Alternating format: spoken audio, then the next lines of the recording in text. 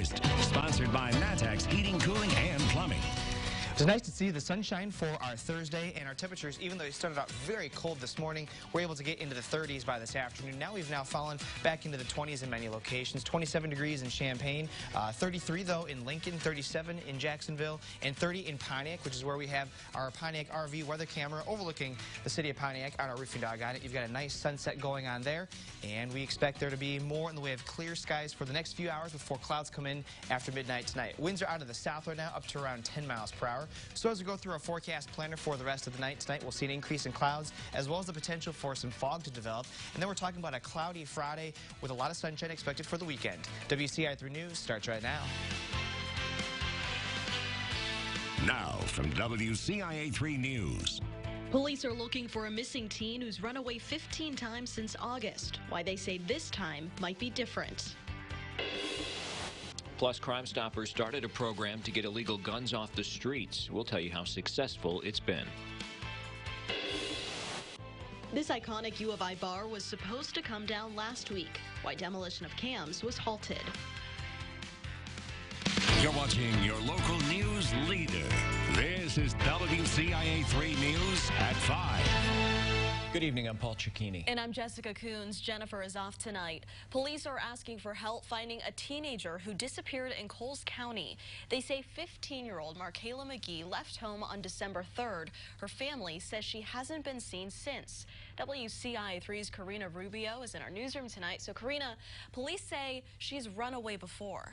That's right. I spoke to police today, and they say McGee has run away from home nearly 15 times since late August. But all those times, it was usually only for about 2 days. Then she'd come back home on her own. This time, it's been more than 2 weeks since McGee left her home in Charleston. Police say her family has not heard anything from her since then, and they're worried she could be in danger. When I spoke to police today, they said McGee was originally listed as a runaway, but is now considered missing. If police find out she's been staying with someone, they could charge them with harboring a runaway. Live in the newsroom, Karina Rubio, WCIA 3, your local news leader. All right, hopefully they get some answers. Karina, thank you. Anyone who knows about her whereabouts is asked to contact Charleston Police. You can call them or message them on Facebook.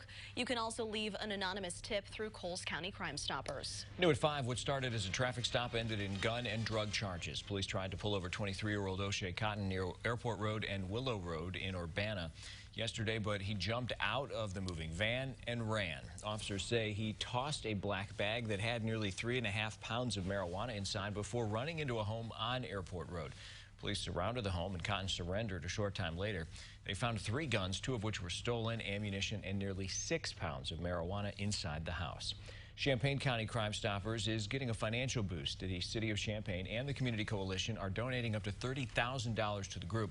That money will go toward a gun bounty reward program. If anonymous tipsters provide a lead to Crime Stoppers, they could be eligible for a $1,000 reward. Crime Stoppers began the bounty program in January. Since the launch, the groups paid $12,000 in reward money. 13 people were arrested, 23 guns were recovered. Officials say the gun bounty program has led to an increase in tips. Funeral arrangements are still being finalized for an off-duty police officer who was killed in Arizona this week. 25-year-old Blake Newman is originally from Clinton. He graduated from Clinton High School. The Phoenix police officer was killed in a motorcycle crash on Monday. Newman is being brought back to Clinton. His visitation will be at Calvert Funeral Homes on Sunday. Services will either be at the First Christian Church or Clinton High School. Drivers in Danville can breathe a sigh of relief that some roadblocks will soon be gone. Yeah, 2 lanes around Collins Tower have been blocked since late summer. That was because pieces of the 100-year-old tower were falling onto the street. WCIA 3's Courtney Bunting joins us now. So, Courtney, is it safe for them to clear those lanes? Yeah, Paul, city leaders say this won't pose a safety risk. Now, the closest lane to the tower will remain blocked. Here's how it will look. Concrete blocks will be around that closest lane. Inside of those barriers, there will be fencing. Mayor Ricky Williams says they're confident it will be just as safe for drivers as well as pedestrians. One person I talked to said they're just ready for Collins Tower to be torn down. At one point, there really wasn't much falling down. It was just more dust.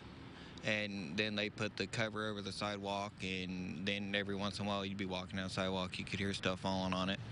And now it's just bigger and bigger pieces falling.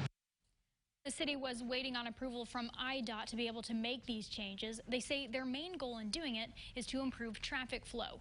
Now, there's no specific time set for when those lanes will reopen. Right now, Mayor Williams says the city doesn't have the concrete barriers or fencing they would need to do it. That would be the first step in being able to start these changes. Paul. All right, Courtney, thanks for the update. Now, in September, we told you the city of Danville was flying a drone over Collins Tower to assess its safety. Mayor Williams said they were trying to get a better idea of the building's structural damage. The city said it would review those aerials before moving forward. We have new information tonight. We now know when Cam's Bar on U of I's campus will officially come down once and for all. The city plans to close the area near 6th and Daniel on Saturday to complete the demolition.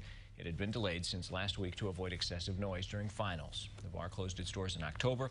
It had been there since 1975. A new Cam's will open near 1st and Green next year. The time left to get your Christmas gifts is winding down, but there's one you can give that doesn't require shopping. Plus this. It's a holiday tradition for the state, but not this year. Why there are no Christmas lights hanging from the Capitol.